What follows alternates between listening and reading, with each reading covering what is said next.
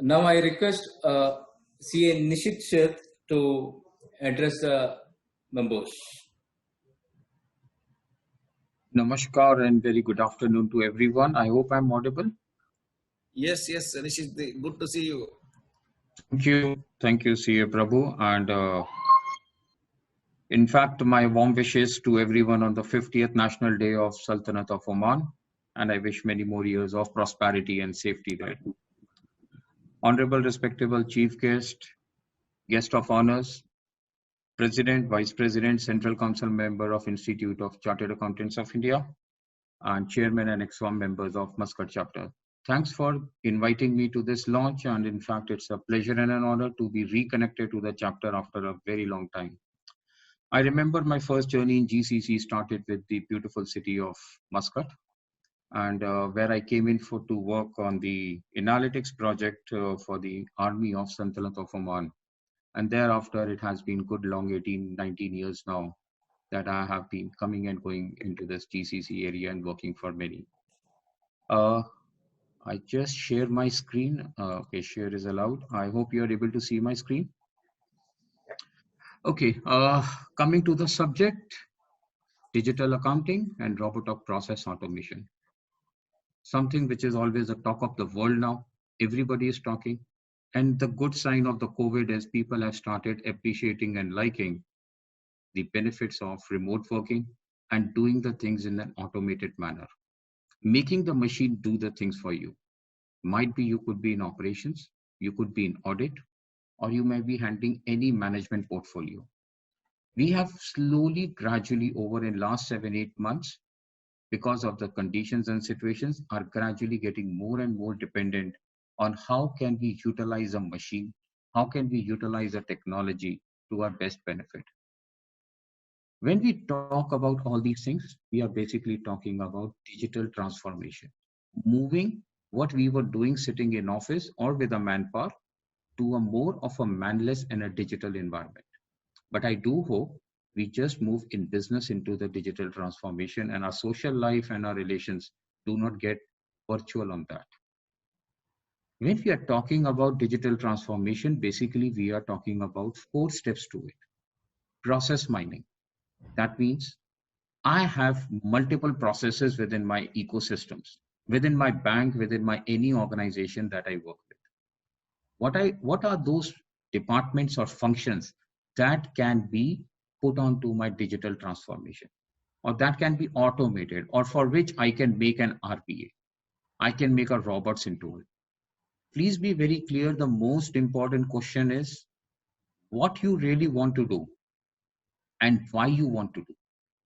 I normally see in my career of almost 23 years with IT industry and as a professional, there has been a massive rush, a hurry to pick up anything, anyway, and just automate it. It is important that we sit, think that what are you planning to do? What are your expectations? And the most difficult and the important answer is to a question, why you want to do, what you want to achieve. If these 2 areas are addressed, you are able to identify the most critical things. You will be able to implement a very effective and efficient solution. Since most of us are here from the banking, if you recall that long time back in 1984, when India's banking system started its journey to the automation, it was with a concept called computerization. And a national bank which kicked off in 1984, it started with computerizing the branches. And there it says, I have manual books, manual ledgers, let me just create an automated standalone system to do. We paid a huge cost in that process before we realized it has to be automated. There is a big gap of it. And when we are getting into this automation, it is important that we also understand what are we really going to monitor. Continuous monitoring. Yes, a lot of auditors around the world has been speaking for not many years now that management wants to be on CCM, continuous control monitoring. I have more than 200 bank audit checks. Am I going to put everything into the CCM? No. You have to identify again here, what are your most critical lifelines, existing point for your bank, for your company, which if monitored can really give you a good control over the things. I give you a small example. We have so many things now running into a banking. We have online banking, we have got credit cards. We talk about KYC, know your customer. How am I doing my KYC? I have a banking form. My person comes to the branch. He opens, fills up the details. He gives some supporting evidence, and there, based on it, with this nice, beautiful photograph, I stamp it and open his account. And based on the information that he has given under his signature, I agree to it that it is correct, and I proceed and allow him the banking. When I'm talking about continuous control monitoring, when I'm talking about KYC, in a banking perspective where I have core bankings, I would like to emphasize, I would like to do the KYC of the banking nature or a banking habit my customers have. We all over here on this session has a particular trend style of doing a bank. There would be certain times in the day where you will be doing online transactions, and there would be a big time in the day where you will not even log in into your banking portal. When do you use your credit cards, debit cards? What is your volume of transaction? How much deposit, how much withdrawals you do? Are there any foreign inward coming to you? Are you sending out any foreign remittances? I basically perform those kind of detailed KYCs out of that data. And based on that, I can come into CCM. I give you a real-time example, and pardon me, I won't name any banks. Working in Middle East for it, we have lot of advances, loans given to the people by the bank, individuals, corporates.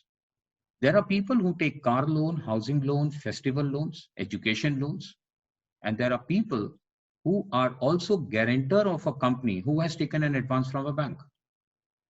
Now, what we find in a bank, there are multiple systems. We have Finacle, T24, IMAL, host of system, FNS, and different banking runs on the different system.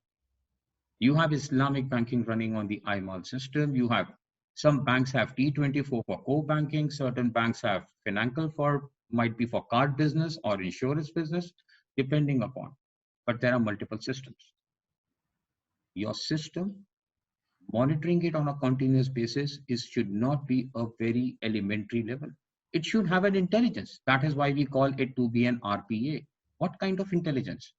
That if an individual has defaulted in his car loan, house loan, festival loan, any kind of education loans, he is a guarantor for my certain corporate advance. The corporate applies me for additional advances or applies to extend the limit of their advances. And the guarantors of those companies are a defaulter in their individual capacity. Would it be right that I continue advancing them, that company, where the guarantor itself is a bankrupt? The system should be talking to each other. When we are making a robots, when we are making some kind of a process automation, it should not be dependent upon a single thing. It should be for the entire ecosystem. I give you another example. I think most of us over here are eminent auditors with a lot of good history and view. And it's indeed a proud the profession has done fantastic in its last 72 years of existence. When we go and do certain kind of a system-driven audits, we are looking into certain things that are my transactions being done by the authorized people. So normally the target of the management, auditors or financial controllers, CFOs or whoever is there, is that in my banking system, I have certain segregation of duties. They are being rightly programmed, monitored, and now there are solutions. There are even GRC solutions which will do all your profile monitorings and would tell you a GM, DGMs, managers, assistant managers, who has got what right.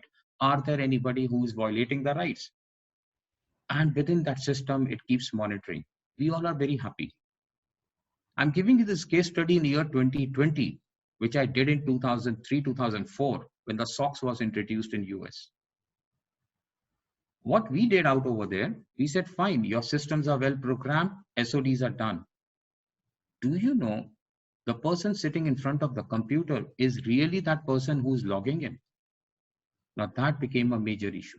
How do we identify? We have got password. Password means pass the word, and everybody honors that terminology with passing the words. I can give my RFID card to an employee and he will take and swipe my card and he will say, thank you, bye-bye. I will log in and I will process all the things. Nobody will exceed the SOD, segregation of duties of the system, so that the alert is not generated. But genuinely that person is not doing the right thing. Because he's not the right person, he's not the real person who's authorized to do it. How do we monitor it? These are the areas which are more critical if you are planning a CCM. Just to find out within a fraction of seconds how many employees have logged into my computer who are physically neither in the office nor virtually from home also working, but that login ID has been used. And that gives you the trigger, what's happening. I give you another simple audit check for it. Try doing it out. Check out from, because when we are in the bank, when we are in any organization which is highly connected and automated, all the computers in the network system have the unique IP numbers. Try to perform a small check. How many IP numbers have a multiple login on the same day? One system should technically be logged in with one user ID. But do you find frequent login, logout, login, logout, and the login, logouts are different? So Mr. A logs out and he logs in with Mr. B on the same machine.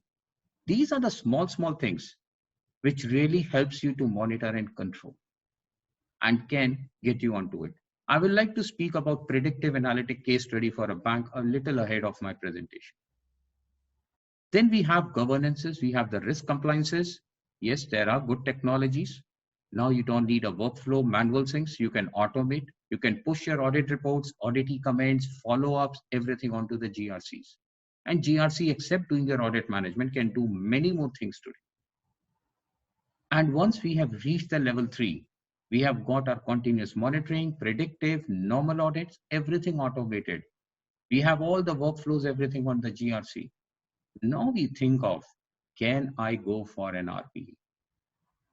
And these are the steps. If followed diligently, you will surely come out with a very effective and efficient methodology of transforming yourself digitally. Analytics plays a vital role whether you do RPA or you do data analytics, audit analytics, operations analytics with any kind of a name. Analytics is nothing but analyzing the data from your perspective. What exactly do you want to see? A small example, I would like to see duplicate customer. Very good. You can open any tool, any technology. I'm not here to speak about any tool or names. I'm not going to support any one of them. I'm just being neutral on technology. You can pick up any technology and you can say, find the duplicates on my customer names, duplicate on the addresses, everything. What purpose does it serve you? It gives you a long list and say, these are the duplicates. Now, what if you start adding a business value to it? Now you would wonder, a duplicate customer could be what business value? I would love to add, this duplicate customer has how many types of bank accounts? What is a banking transaction is this person doing? How many times is he doing cash withdrawals? Is he transferring funds to the suspicious countries of the world? Is there an abnormal foreign exchange coming to this account and getting disbursed locally? Or is there a considerable huge foreign exchange going out from this account? And the multiple accounts are used. Might be the transactions are split it out so that a multiple accounts are used out and it does not get into a high value parameter, but the person has successfully done his job. A small change in a spelling, MOHD or MOHAMMED, AD can make your multiple accounts. A simple EA, or in an Indian names, we have GOEL, GOYL, a simple Agarwal with double G and a single G, Neeraj with NI and NEE can really create a good thread for you. People do say it's a very simple and a very stupid and a very old kind of methodology to look for duplicates. But if you start linking it with the business impacts, it starts making sense to you. When I'm trying to build out certain analytics, I always go and ask the person, what do you want? He will say, I want these kind of 20 things in the bank. I want to see whether the critical information of the account holders is there or not. Advances are as per the norms given or not. And I say, thanks, what you want to achieve. And when it comes, what do you want to achieve? The benefit of it is that answer to the why will give you the direction to which data you want to pick up or you should pick up. And that's where it becomes important base for you. Now, whatever you may move to predictive analytics, you want to do continuous controls, you want to do real-time things, data becomes the most vital part for you to analyze out. When we talk about continuous, yes, there are few areas where, yes, your analytics can help you out in the banks. We could look into retail, branch, advances, consumer, corporate, IT security and controls. And if you see to them everything at the base of it, of all these departments, I always recommend and suggest to my people that please follow your access analytics, user access. How many people are practically coming into? I give you an example, which is not, as we have said, we are in 2020, but in early 2000, I was working in Singapore for almost 4 to 5 years. And at that time, I was at one of the client place and they said, we have biometric login security. And that time, India and many great other countries were also on the RFID plastic cards. That particular office was on biometric. I said, I want to meet the chief internal auditor. And I was given out an access on the thumb impression I gave it on the counter. I was not given any visitor pass. Nothing was asked out of me. The person just took my thumb impression and took up possession of my ID card. On the thumb impression, I was surprised. He said, you will be able to go only to the chief internal auditors and any other access to this premises, you will not be allowed. And I said, if I want to go to a washroom, he says, don't worry. Our system intelligently has allowed you the nearest washroom to the person whom you're meeting. You want to have a coffee, the cafeteria nearest to that person is also been allowed for you. And I was amazed. And when I walked in, I tried all the best, as typical, Indians always try to do the other side to see how Jugaad can help you out to do something which you should not do. Yes, even the lift did not allow me to go to any other floor except to that person's floor whom I'm there to meet. Your IT security controls, how do you really plan? Things are there in the market. Solutions are there. It's only to plan, think, and then organize them. I'm not getting into the list of it. It's just a suggestion. I would surely share it out. Now, this is a very important thing. How do I really achieve what I just said in last couple of minutes to you? We don't just straight away jump to the 5th level. My dear, you need to start with your basics. Let's understand what would be the best methodology or practice for it. The best way, if you want to really go for a right digital transformation, would be what you are doing today, manually or on an Excel or anything where it is manually dependent. List out all those activities. They are your basic day-to-day working. Now at that level, which is level 1, I would always propose that you should try to automate that part. Stabilize it. Test it out in multiple variations. And once you find, yes, you have done it correctly, you are getting a right thing, I move to level 2 is then I apply department wise. I never suggest to do everything over the entire bank. Start with your 1-by-1 departments. When you have applied it, in the 3rd level is the managing. Have you built enough resources who can manage? You might think these kind of automations could generate out unemployment. I beg to differ. It will not bring unemployment, but it will surely force the employment to upgrade, learn the right things. Please don't sit saturated. Okay, for last 10 years, 15 years, I'm doing this job. My job is secured. I need not worry.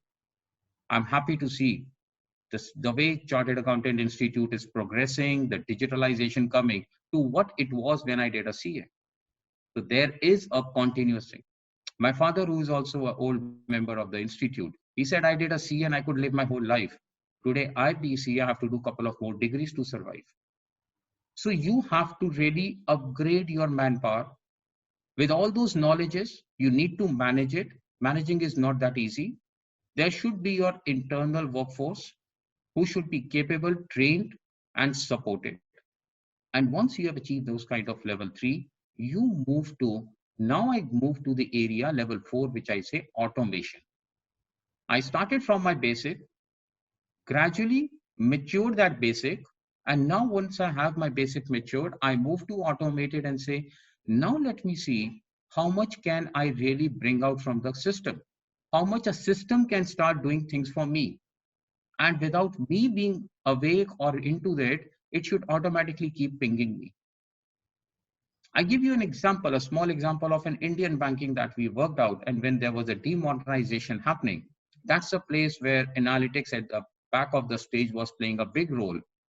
Identifying where there a bank with whom we worked out, they said, can you generate me a system which every 15 minutes on the map of my city will keep on giving me red, yellow, green lights where the ATM is going to dry out. Which denomination of the currency is getting withdrawn in which area, and where I'm really going to land up into a problem because my positioning of my vans dispersal is like this, and I need at least 30 to 45 minutes to make sure I have the people there with the currency to fill up the ATMs. When I have done those things, yes, this is an automated intelligence where the system or the robots are working. And as a manager on the 5th level, what you are doing, you are seeing the entire life on your laptop or the mobile phones, and you are monitoring your situation and taking a decision. And that's where I say that you have really matured with the tool. And now the tool is doing the things for you and you are taking a decision about it.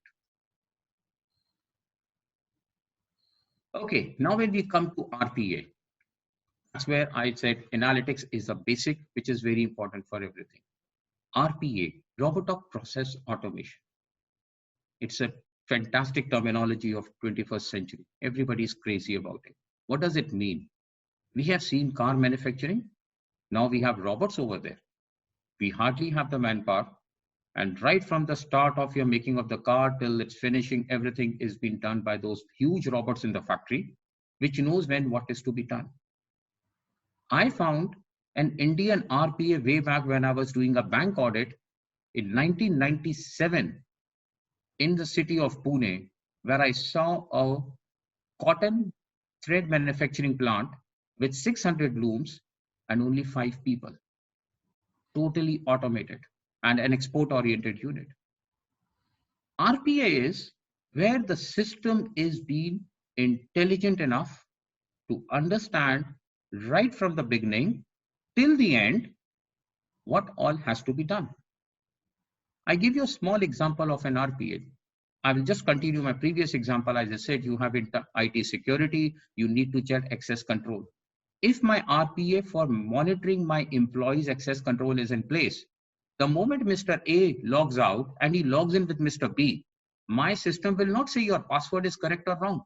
My password will tell him, hello, number 1, Mr. B does not have this particular laptop or desktop associated to him or allocated to him. Number 2, Mr. B is absent today. Are you sure you are Mr. B? He stops it over there. Your system and control should not be always coming as a post event and like a police and coming and finding out the things. RPAs are intelligent that would prevent any mishap happening. And it would say, yes, boss, that's right. Another example, now we have mobiles, we have GPS, everything is there. Today, we can be monitored for even a movement of 50 meters to 100 meters from our current position very easily. The data are available 24/7 without our wish and will, it is happening. Whether you use WhatsApp, you use Skype, you use Zoom or anything. We normally have a banker saying, if you have lost your credit cards or debit card, please call this number and report immediately. We will block you. I said, okay, good. That is one part. I will surely inform them if I've lost or I've broken it. I'm sitting in Kuram in Muscat. My bank headquarters has an ATM in the SEEF. I have lost my credit card or a debit card. My GPS location is Kuram, and somebody in the SEEF at the same time is inserting my debit credit card at the ATM. I think I could have an RPA to tell, sorry, Mr. B, you don't appear to be Mr. A, the card that you are using. You can have a system that could then generate an alert, which will be integrating with the customer complaint, and the customer would immediately come to know there is somebody in SEEF who is using this particular reported debit card, which you have reported to be lost. And we find that your GPS location is not matching to it, so we are reporting to you. And then you could have an internal alerts going to all the places. You can really nab the person. That's the way I say we need to first strategize what exactly we want to do. There are complex systems around us, and we have to integrate them with intelligence. Not just converting what I'm doing manually to an automated is not an RPA.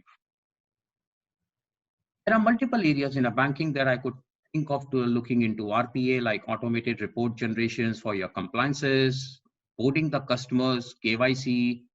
My KYC is not document KYC as a profession. I always talk about KYC as how my account holders does the banking. Anti-money laundering, opening, mortgage, loan processing. I've given enough example of how can I do it on this RPS. So what happened is, this is what has been done manually, but the same thing, you can even do something called scheduling. I can schedule my task. I can say at this date, at this time, I want to perform certain tasks. And the system becomes that intelligent to perform for you. How does the artificial intelligence architecture, or even RPA, we also at times call it an AI, artificial intelligence also in the system, work it out. In any typical bank, you will have multiple sources of the data available to you. Those data sources are being connected using mostly the ODBC, or there are certain connectors that are available. But what we have seen in the bank like T24, Finacle, IMALS, using ODBC drivers, we could do that connection. It is always advisable within the bank, you have your on-premises servers where all your tools, all your data is residing. Whatever you are extracting it out on a real-time event, you can do a real-time extraction. Today, there are technologies which can process up to almost 5 million records per second speed. 5 million records per second is tremendously huge. And if you have a proper infrastructure, you could just put in all the data at your central repository. Professionally and technically, we do not recommend that you should put all the processing on the real production databases, because there are other operations and things running in your system. From your central repository where you have pulled in all the data, based on what kind of queries, whether you could have your outsourced team company supporting you, or you have your internal people, could be your auditors, audit departments, outsource, and your stakeholders. They all get connected to this on a web-based. People are today moving to cloud. You have any cloud platform, whether it is Microsoft or it's AWS, Oracle's, it can run these kind of solutions, can easily run on them. These are very light solutions. They can be effectively even controlled from your smartphones, whether you have Apple or Android-based applications. And based on how do you want to see an output, you could have even something called an smart dashboards. I could have instead of an Excel file and looking into the numbers, I can even play around with my smart dashboard to it. And at the back, the RPA is doing the job of regularly populating my dashboard. Frequency could be as good as even 15 minutes. You could have every 15 minutes things happening. Let me show you some of example of those smart dashboard. So this is a example which could run into multiple. So I'm not going to go you outside of banking. Suppose I want to do a banking thing. I could be running this on my laptop, or I could be running this on my mobile phones. I could program what all departments or banking I want to automate as an RPA. It could be advances, loan disbursement, KPIs, invalid loans, revenue analysis, customer aging, or you just want to have a tooltip of your overall banking. What is my banking numbers, like your balance sheet numbers, how many customers, what is the total deposit, total advance, what is my net profit or loss, how many NPAs. I could have a tooltip which will give my banking's larger number.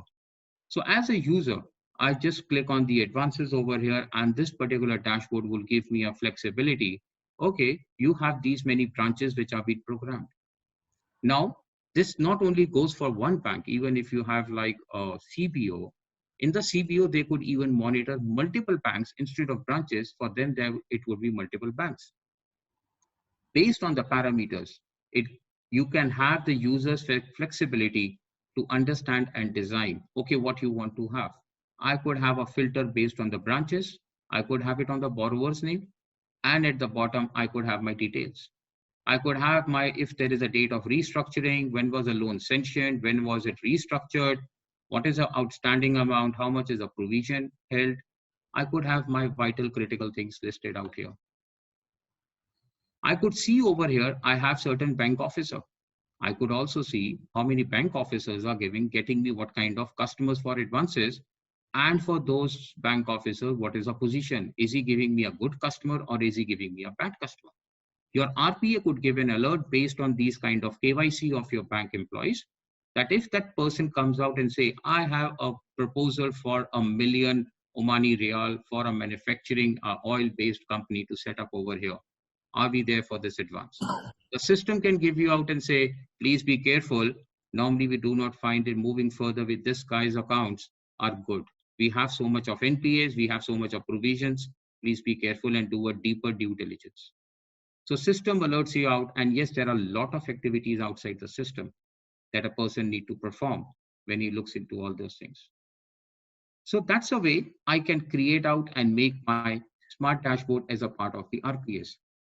We have a sky as a limit when we talk about building robots.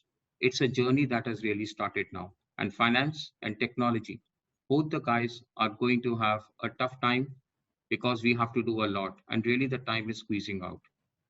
Thank you very much, Chairman Muscat Chapter, for this opportunity. If you have any question, I shall surely try to answer it. Thank you very much.